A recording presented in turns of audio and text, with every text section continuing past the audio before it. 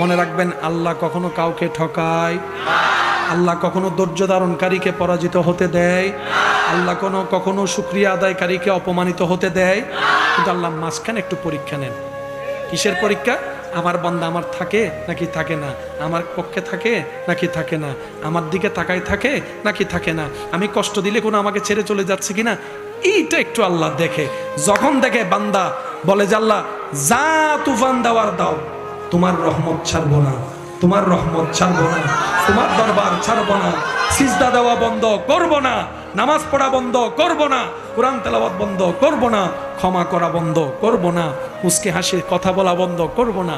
যেদিন আপনার এই করাটা রবের কাছে পছন্দ হয়ে যাবে, এমন দেওয়া দিবেন আপনি, আপনার ছেলে মেয়ে, আপনার নাতি নাতনি, 14 খানদান রাখার জায়গা পাবেন না।